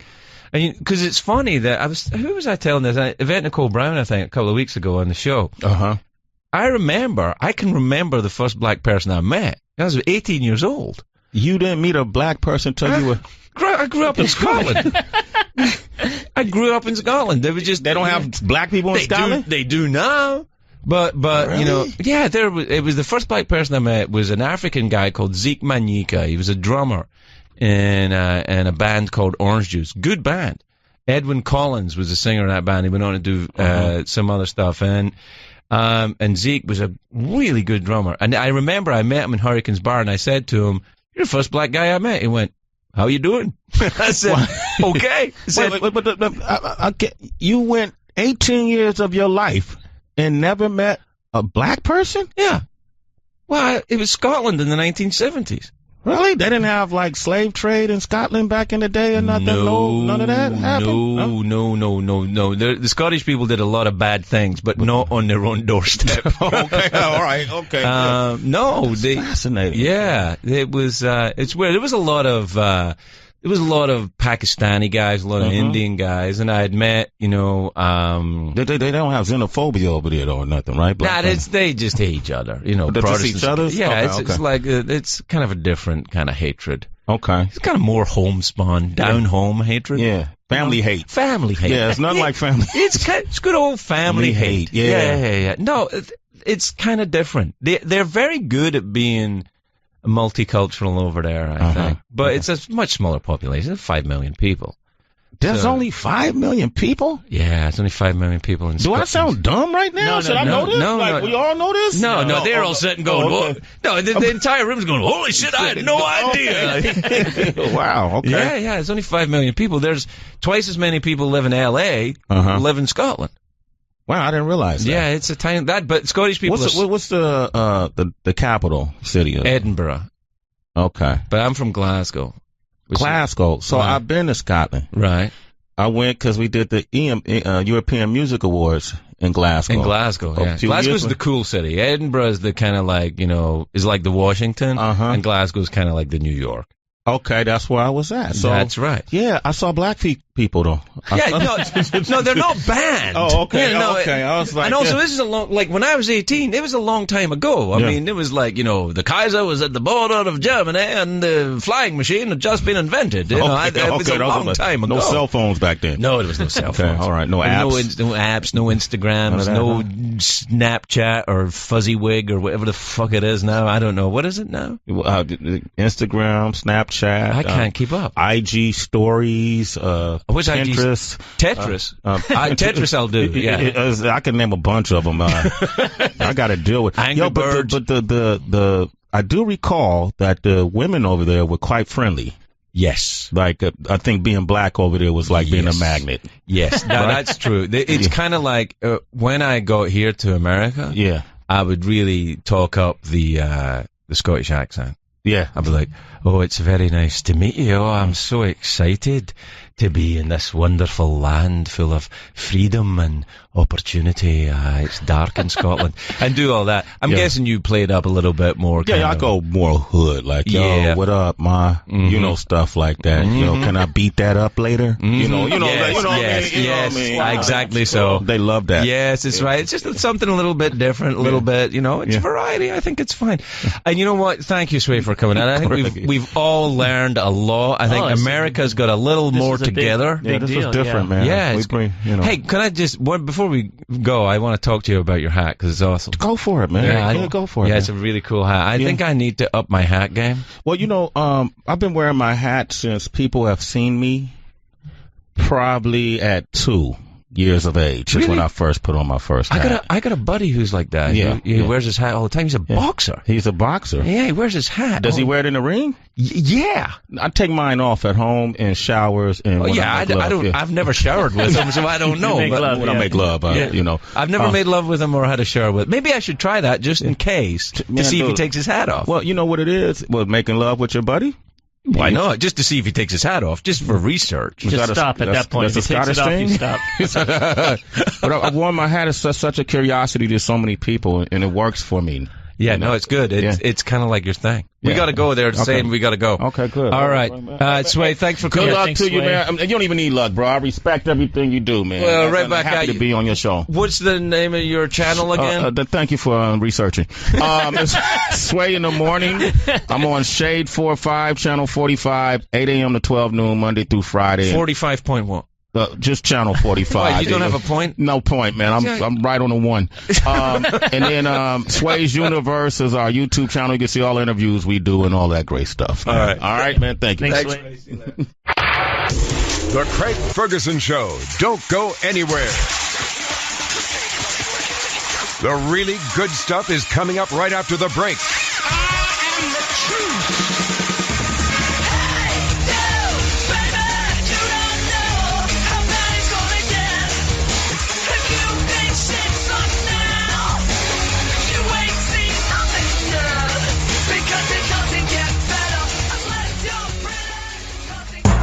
Hey, it's Craig Ferguson, the proud owner of a brand new daily show on Sirius XM. There will be celebrity interviews. I'll be here with Elijah Wood. Sarah Paulson is here. Louis Anderson. Yvette Nicole Brown.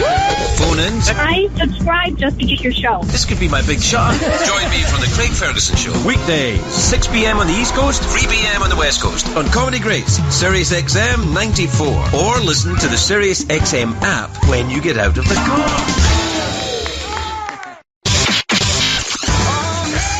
It's the Craig Ferguson Show on Sirius XM Comedy Grace. I'm very excited because things got a lot classier. So much classier. Things are a lot classier. I would like you now to introduce our next guest, Joe, in a way befitting of her celebrity status. Okay. Everyone, please stand. Yeah, we're standing. Okay. And put your hands together and welcome Joy Behar, everybody. Yeah, there you go. Thank you. That's more called like overkill. No, it's not, Joy. I think really there's a certain point where you reach a point in your career where you go, no, you're deserving of a standing ovation walking into the room. No, not really. Walking into the room. That's sweet. You're the only reason anybody watches The View. You're the only one. That's not true. Yeah, it's the only reason I watch it, and I watch it every day. Well, that's you. But that's not true of everybody. Well, all right. Has our fans. Not all of them. I think 90% of it is you and Whoop, and the rest is like, oh God, is that bitch talking again? Oh my God. Well, I did no. I'm kidding. Why? We have some. They're very nice girls. I've always had the nice time. This is the first time that all 5 of us get along really well. Whoa, yeah, I don't know if you won that though. She's watching us. Yeah, Lori. Lori's watching me. She's like, okay, Joy, you went far enough now. Yeah, I don't know if ever I watched The View wanting all the ladies to get along. Is that wrong of me? Oh. You don't want us to get along. No, I want you guys to figure it out. I want you guys to kind of like go at it a little bit. You know, maybe have a pillow fight or something. Well, we do, but we do it politically, and yes, we do it, we disagree with each other, but we don't do personal attacks. Yeah, you want to look into that. Maybe do a few more of those. That's why I got along with Elizabeth Hasselbeck all those years, because we didn't really attack each other personal, even though we'd like to. Yeah, I don't know. She was tough for me. She was always very pleasant though when I was ever on the show, but whenever I watched the show, I was always like, ugh. Well, you're a Brit, aren't you? Or are you from Ireland? I'm from Scotland. It's all part of the same mishigosh over there. So, I'm a big fan of anything out of Scotland, Wales, England, all of it. Right. Well, you like rain and fried food, then? No, I like Rebus. I believe Rebus is from... Rebus, yeah. You read the Inspector Rebus books? I don't read it, I watch it. Oh, right. Yeah, well, you'd enjoy the books. The books are great. I'm too busy with Nazi books right now. Oh, really? What are you reading? Not that I'm pro. I'm against. No, I figured you would probably not be pro-Nazi, and even if you were, you probably wouldn't bring it up. Well, like somebody sent me a book recently called Nazi Doctors, and it's all about how horrifying they were during the war, the Mengeles of the world. And it's like, I like to read about that to see what pure evil is about. And how we're entering into it again. Yeah, well, it's it's like you have to read history to understand what's going on now. Those who forget history or those who deny history are condemned to repeat it. Who's that, Churchill? Santayana or Carlos Santana, one of those two. Oh, yeah, or Carlos Santana or Churchill, or it could have been in a cracker at Christmas. Actually, I believe it's George Santayana. I believe that was his first name. Santayana, yeah. All right. I read the Nazi... there's a fiction book. A guy writes a trilogy called Berlin Noir, and it's a very interesting thing. I'd be really good for now because it's about a cop, right, who's in Berlin. He's a cop in the late 1920s, early 1930s, right? And he's a homicide cop. He's doing his job, and suddenly the Nazis come to power. So now he's in a situation where he's a cop. And he's establishment, and he's a member of the establishment. He's a member, and he's not a Nazi, not by any stretch of the imagination. His mother was Jewish, right? But he's trapped in this odd world. That sounds interesting. It is. It's fascinating. It's a book. It's a trilogy of detective books. I can't remember the guy who wrote it. It's actually a Scottish writer. Joel, can you look it up? And you've got your phone. Google it. Yeah, Google it. The March Violets is the name of one of the books. And well, I'm basically a TV girl more than. I mean, reading takes too much time. I'm busy reading the paper. I'm trying to keep up with what Trump is up to and what's going on. So I read the tweets. So you can get what he's up to in 140 characters or less. I know. I can't keep up with the lying though. It's very hard. It's very tricky. We have tried. I've only been doing this show a couple of weeks, and what we've tried to do, only a couple of weeks. Oh. And we thought we'd try and do 2 hours a day, where we're not going to talk about this. It's going to be like Thanksgiving dinner. Impossible. That's where we're finding out. You can't do it. You can't. You can't. Everybody's like, no, we got to talk about it. It's everything wrapped in. It's all politics, show business. It's evil. It's goodness. It's bad guys. It's good guys. Yeah, it's everything. It's everything, and it's very kind of weirdly. It's the weirdest thing I've ever seen in my life, because when I left late night, I was like, I'm very happy to be out here. And then the only one thing that ever made me regret leaving late night is when I heard Trump was running for president. I know. I'm like, oh, Jesus. But you have this. No, but here's the thing. After he won, or after actually the last month or two of the campaign, I'm like, I'm really glad I'm not in late night anymore. I can't take this shit every day. It's hard. I can't take it every day. Well, I find I'm extremely aggravated a lot of the time. Somebody tweeted the other day, I love you, Joy, but you're going to have a heart attack. Were you getting mad? I get a little worked up over it, but it's okay. Because really what will give me a heart attack is not talking about it. Yeah, but you got to be careful. You got to look after you. You look in good shape to me. You don't look I'm like fine. I'm fine. I'm not having a heart attack, but that's an exaggeration because I'm edged up. And, you have to be angry about what's going on. Jimmy Breslin died today or yesterday. Yeah, that's right. And the greatest quote out of him was that rage fuels his writing. And they didn't know any successful or good writer who didn't have rage behind it. And that goes for stand-up comedians, too. Sure, yeah. There's rage and anger behind what we do. Yeah. So you know that. And you have to be angry because otherwise you're not going to be funny. Then you're going to be boring. Well, no, you got to be angry. And also, I think for stand-ups, my wife says whenever she sees a good stand-up, she's like, his mom must be awful. She's like, his mom must have been horrible. And I'm like, it's different for women comedians. Yeah, but I'm sure it is. It's different. It's a whole other set of psychoses. What is it for women comedians then? Do you think you could identify what draws a woman to stand up? Well, I don't know. I can't speak for all women. I can't speak for Ellen DeGeneres. Ellen DeGeneres is gay, and, you have to have an obstacle. You have to have something. This part's probably true for men, too. You have to have an obstacle in your life. You have to have a reason to fight against the norm, to stick out, to make fun of things. Why would you make fun of it? For instance, this is why Christy Brinkley is not funny. Nothing that she probably ever did as a child caused a ripple. That's true. And she was just pretty. She walked into a room, and all the men just, they all got hard-ons, and then they flipped out and fell on the floor. That's exactly what happens to me when I see an attractive woman. I get a hard on and I lie down. Yeah. I used to get a hard on. Now I just lie down. You just lie down. Well, there's an attractive woman. I need a nap. So if a guy, that's the main thing, So with me, it was like I had this really curly hair, and they used to call me names and Brillo head and what have you. And that was my 4th grade teacher. Oh, no. It's a true story, though. It's true. Really? Yeah. 4th grade teacher called you Brillo head? He used to say, "Oh, come here, Brillo head. Find Portugal on the map." I mean, he was an idiot. That's horrible. But anyway, so my hair was a motivation for me to be funny, so that I would make jokes about myself before you did. Right. Also, I happen to have been a funny kid, and it's probably you were too. I mean, I think don't think I was funny as a kid. I was afraid. What were you scared of? I was everybody. It was a violent neighborhood, and they would in Scotland. Yeah, they would call you Brillo, and they wouldn't be find Portugal on the map. It's like you're here, Brillohead, you're going to die. Because I also had curly hair. I didn't, but I wished I had. It might have been something it might have helped. It was just a violent, aggressive neighborhood. What do you think drove you into this crazy? I think defense of if you're funny, people don't want to hit you. Yeah, that's true. And so you try and be funny and try and kind of talk your way out of it. Yeah. And I did that. And then I don't know. It was very accepting of tardiness and alcoholism. Like you could be a drunk, you could be a promiscuous drunk who was constantly late. They'd be like, "He's funny though," and then you'd get away with it right. for a while. So it's a good tool to have in your pocket. I think it was the only one I had. Somebody must be funny in the family because you're a funny person. I mean, it doesn't come out of the blue. I don't know. Maybe back in the day, I think they do tell of a great grandfather.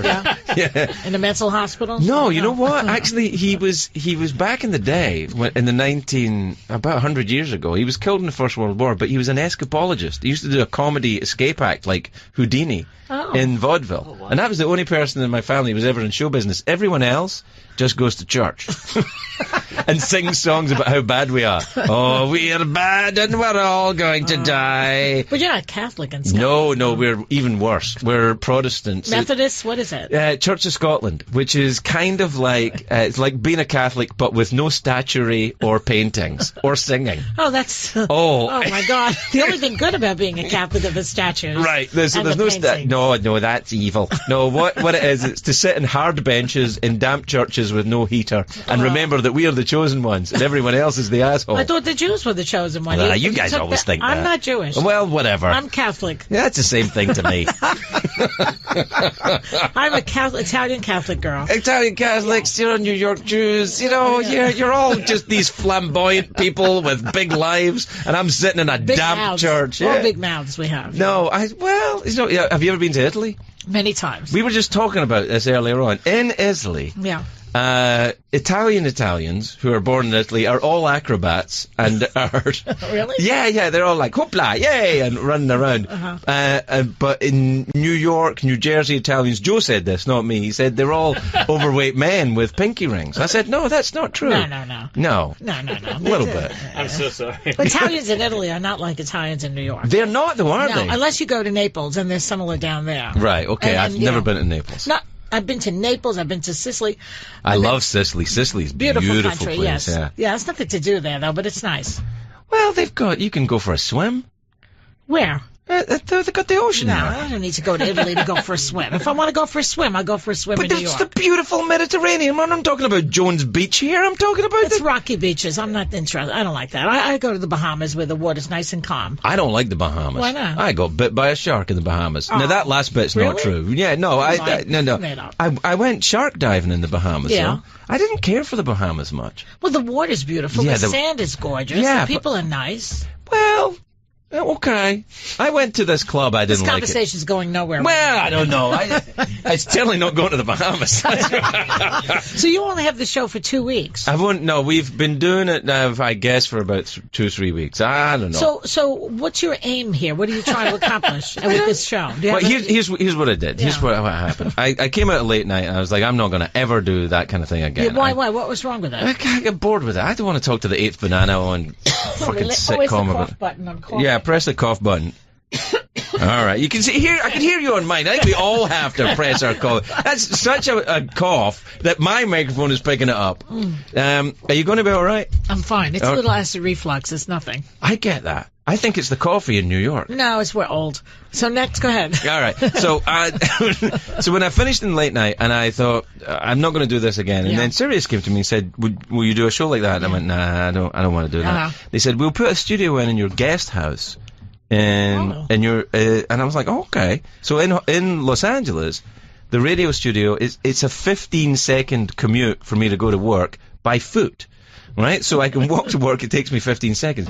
And the problem is, though, after a couple of weeks, I realized I hadn't left the house, or really, I was just wearing sweatpants. There was like stains on them. Yeah. Not even from me, from just like. But previous was the owners. Show on all day? You had the rest of the day. Oh, there's Bill Carter. Oh, no. Bill Carter used to write about late night. He wrote about late night. He wrote about late night for the New York Times. About how Letterman and Leno was. Yeah, he wrote all of that stuff. He wrote The Late Shift. Yeah, he's just walked by the studio. He wasn't very nice about me, though. Why? What did he say to you? Yeah, he's a fucking asshole. Is he? Yeah, no, he never said that. A little bit. Really? He didn't like your show? I don't think he likes me. I think he likes me now. What's not to like? You're very cute. No, to you, but to him, I'm a threat. I see. Okay. No, they put the studio in my house, but here's why we had to come to New York, because I wasn't leaving the house. I'm like, This is why you came to New York? Well, I thought, let's go to where Sirius is. Let's go to the action. Let's go to New York City. Get a bit of the Big Apple and the... And then I took the kids to see Hamilton. Well, I used to do a radio show. I used to have a radio show on WABC Radio, which was really home to right-wingers. Okay. Because I preceded Rush Limbaugh on the show. I can't imagine you and he would get along too well. We didn't, but he gave me the best advice. He said to me when I was fired, because I was fired, he said, be bold. Whatever you do, Joy, be bold. And that was good advice. Yeah, I suppose. You're really being nice about this. But they had Bob Grant on it. That was all right-wingers. It was like being on Fox, Yeah. And you were the kind of token... 3 years I was there, and people used to call me from the really hotbeds of nationalism and white supremacy, Joy, be bold. And they'd say... We are calling into visual to say, be bold, Joy. What it was like was they would call, and the screener, the idiot, couldn't catch them, Not to no aspersions against the screener who's here. He looks fairly intelligent, but what I think, to be honest, I think that's mostly a front. Yeah. He's not that. But they'd call up and they'd say, and they call me and they'd start talking and say, I really appreciate your position on gay rights. You liberal cunt. So in that sense, it was like you trusted them, and then they would turn on you. Yeah, that's men, though, isn't it? Wasn't when the women would call me too. You should be embarrassed to call yourself an Italian, stuff like that. Why you can't even do the tumbling? Why you look at you? You're no acrobat. You never swim in the ocean. You're making me crazy. Why does everyone who has an accent think other people have them? Because they do to me. Do you know what? It's not just that you talk with an accent. You hear with one. I do. It's true. I swear to God. I swear that's true. You're funny. The people come up to me when people come up to me and do my accent to me. This is why I actually can connect to Southerners quite well. Yeah. Is it hot in here? It's so hot. It is a little hot in here. Jesus, it's like a tomb in here. Well, I like to keep it warm. I also sleep in a casket with the soil of my native land. But I connect with Southerners because Southerners get the same problem, that people will walk up to them, and when they meet them and find out they're from somewhere else, they will do their accent to them. Yeah. To kind of help them or something. Who does that? Well, people do that. Like people will say when they're from Scotland, they go, "Oh, Shrek, farty donkey." Yeah. I'm like, first of all, I know how to do it. You don't walk up to an Asian person and go, "Hello, how you do?" You don't do that. Well, it's called the Madonna syndrome. When she moved to England, she suddenly had a British accent. That's right. Living in a material world. All right, governor. Where's she now? She's from Detroit, right? I don't know where she's from. I think she is, yeah. She's back. You know what I heard once when she was on Conan? That she asked for a bunch of scented candles for the dressing room, and then she took them all.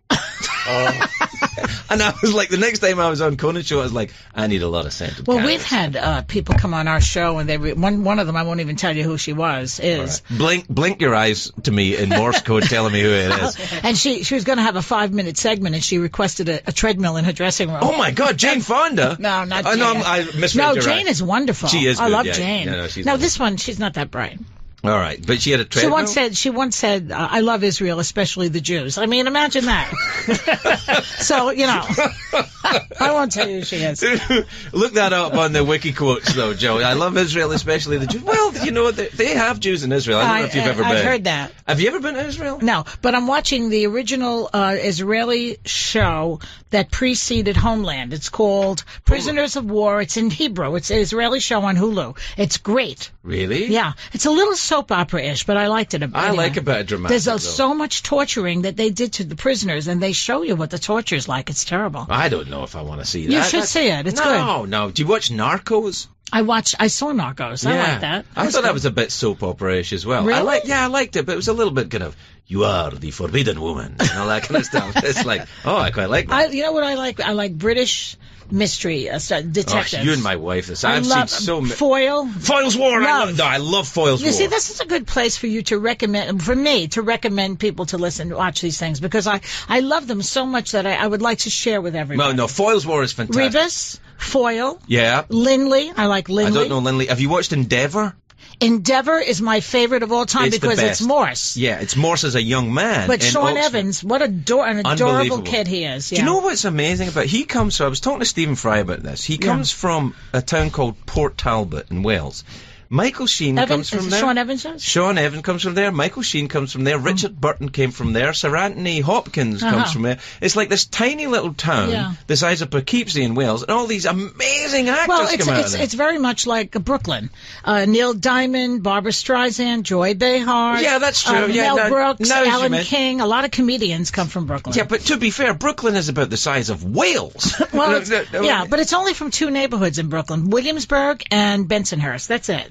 Really? Yeah. I think you'll be hearing from other talented people in Brooklyn. Maybe I will. I don't know. I'm sure they're all over But Brooklyn's changed now. It's all hipsters now, Brooklyn. Well, I grew up in Williamsburg. I used to hang out in front of a mozzarella store. That's how Brooklyn used to be in Williamsburg. Now it's very hip. I think sometimes if I were growing up there now, I would never have become a comedian. Because I would have been like, would have been a hip place to grow up. There would be nothing to make fun of. No, you'd have been an artisanal cheesemaker or something like that. Yeah, that would be great. Like, or maybe a lesbian bookstore. Where not that I'm saying you're a lesbian, but you would just sell lesbian books. If you think I'm a lesbian? No, I'm not. Do you think I'm a lesbian? Sure, if you want. I'm not. I tell you what, you guys make out, and then I'll tell you how you did. Tell you how you're going to rate them on how they did? Well, you can't say to someone you're a lesbian and then not back it up with some open-mindedness. Yeah, an empirical evidence. Anyway, love is love. I don't care. It's fine. Wait a second. When I'm not here or you don't have a guest here, you talk to him? Is that it? Who, Joe? Sometimes I talk to him and we're not even on a radio show. He's just my friend. But do you talk to yourself when you have no guests? Because you're a talker. I do talk a lot, yeah. Well, sometimes I don't know. I've never really tried it. Just like talking to the listener. Do you talk during sex? I'm just curious. I don't know. I forget. Maybe we should have sex, and then I'll remember. Look, if we have just a quick knee trembler now, if I break into conversation, because some people are talkers in bed. Are you a talker? A little bit, yeah. I like to. Yeah. Well, I more ask questions. You like that? What about this? Where should we go later? Are you hungry? Get a pizza? Well, that's because you've been married a while. Yeah, that's right. Yeah. Let's talk about that. Do you like those curtains? Let's talk about the fact that when you're married after a while, that's all you really want to do is eat. Well, you want to eat, but it's interesting. I have to say, we've been married for a while, and I've been married. We've been together 12 years, and that's long. It's quite long, actually. Yeah, that's a long time. We have sex a lot. Still? Yeah. I'm happy for you to have children. Yeah. How many? 2. How old are they? 15, and he's going to love hearing this, and 6. Oh, I have a grandson, 6. Oh, well. Yeah. Well, the thing is, you just have to be, careful that they don't catch you. So you go to areas of the house where they don't go. That's I'm all right. I'm happy for you. Kitchen closet. A lot of people at that point are like, whatever. No, you know what it is? What? My wife has a fantastic ass. Here's the thing. That's something your son does not want to hear. No, he doesn't. But you know what? He's just going to have to know it. But the truth is, sometimes I don't think I'm thinking about sex, and then she'll walk across the room, and I'll think, I think I'm thinking about sex. That's a good thing, isn't it? Yes, very good. But is she thinking about it, too, or is she really... Yeah, I think she thinks about it more than me. She thinks about it more than you. Yeah, she thinks, I wish he'd stop thinking about it. I don't know. Do you think about sex a lot? No, I'm sick of it. Oh, wow, come on. Nobody's sick of sex. That's crazy. That's like I hate chocolate. I'm more interested in Foyle's War at this point. I do like Foyle's War. Like, if it's a toss-up between a toss-up and Foyle's War, maybe. It depends how good. Endeavour, definitely. Endeavour. Well, I love that show, Endeavour. But didn't you watch the Morse series, too? I did. I didn't love it as much as I love Endeavour. I thought it was okay. But... Well, you have some of them. Some of the Morse ones were great. And this show was great. And what else do you watch? There's a show on, the Germans have great shows also. Let me recommend a couple of those. All right. Is this Nazi Doctors again? Because I don't want to No, this is called Downfall, which some people know about already. It's done by the Germans. It stars Bruno Ganz, the great Bruno Ganz. Right. Who was also in the movie The Reader. Did you ever see The Reader? No, I don't. You didn't see The Reader? I didn't see that. Kate Winslet. She's fabulous. I do not care for her. She plays... No, I don't like her. Why? She got mad at me once when I was doing late night. What'd she say? She wouldn't come on the show. Oh, well, No, she wouldn't. Do you know why? No, why? Because I did a joke about the door at the end of Titanic. I said, there was plenty of room in that door. Move your ass, fatty, and Leo won't die. Well, I didn't. No, wait, I didn't. No, I wasn't calling her fat. It was just a joke, right? I wasn't body shaming her, and she wouldn't come on the show. Well, if you say somebody's move your ass, fatty. No, I didn't mean it like that. It was come on. No, I did not mean it like that. No. No, it was an affectionate fanny pat of a joke. Oh, yeah, right. It was. Well, you don't talk about your wife like that. You say, I love my wife's ass, and now you're making fun of Kate Winslet's ass. Sometimes I would pat my wife's ass and say, move your ass, fatty. And she likes it when I say that. She wouldn't refuse to be my guest. Yeah, but if she's a big movie star, she would say, fuck you. Well, that's exactly what she did. And here's the thing, though. Years later, I read on the internet, I don't know if you're familiar with it, but it has lots of facts on it, and it seems like there was enough room on that door at the end of Titanic, and if she had moved, he would have survived. Well, vindication to me. A lot of people say that, there was room on top of the raft. Is that what you're talking? Oh, that's what you're talking about. Yeah. That was a door. Oh, that was a door. It was a door, yeah. They didn't have a raft. That was the whole thing. But he was supposed to die at the end of the movie. Yes, I know. If he got on the raft, the movie makes no sense. No, it would have made sense. Because they could have sailed off and the sun could have set over the Atlantic, and then there'd be a sequel. The Hindenburg or something. Who wants to see a sequel of that? They go, come on, honey, let's go back to Europe on the Hindenburg. No. That'd be great. And then, okay. No, but I wasn't following you for a second, but then I realized it was a door. Yeah. That they were floating on. It was a door of the ship. Yeah, big wooden door. Well, if he got on the door, it might have tipped it. And then they would have both fallen in the water. Come on. No. You know what? James Cameron was on The View last week, and we asked him this question. Did you really? Yeah, as a matter of fact. Apparently it's in the zeitgeist. Well, I was years ahead of my time on this one then. Yeah. And he said basically that he's supposed to die at the end. That's what he said. Well, he said Romeo and Juliet on a boat. And so of course. Is that what he said? Yeah. But he said Romeo and Juliet, I don't know if he read it, but she dies too. In Romeo and Juliet. Yes, but that's a different story. This is about a boat that goes down because of... Joy, not me. I'm sorry. Hey, we're out of time. How long is this show? 2 hours, but you came late. No. How often do you do this? Every day. You want to come by tomorrow? No. Okay. But I love the idea. When I'm finished with The View, I'm going to get a radio show in my house. Yeah, no, it's great. In my house. But you got to be careful. Because you end up not leaving the house. You just walk around like Howard Hughes. I don't want to leave the house anyway. Where is there to go? Here. There's shopping and, museums. I'm sick of the whole thing. I'm worried about you, Joy. You'll get depressed. I just want to stay in my house and watch Foyle's War over and over and over again. You'll get depressed, I'm telling you. No. No, you will. No. I'm going to come round to your house with a team of reporters, and we'll go, the once great and vibrant Joy Behar lived here, and now look at her, the sad dresses and muumuus and wears tissue boxes on her feet. That's going to happen to Donald Trump. He's going to be one of these people who's wandering around his house in Mar-a-Lago at some point. I think he's doing it already. I was the president. What did they do to me? I don't get it. What did I do wrong? I think he'll be saying, why am I orange and my jumpsuit is also orange? That's what he'll be saying? Why am I covered in orange? Wait, let me tweet that. Yeah. Too late. We've moved on, Grandpa. Nobody tweets anymore. All right. Joy Behar, everybody. Lovely being here with you and with your... with my posse? Your very small staff, yes. But what she means, but there's actually a lot of them, but they're midgets. We gotta go. You know, you can't say midgets anymore. It's little people, okay? Midgets are people. Anyway, thank you. It's his Joy Behar signing off. Well, fine. Me too, then.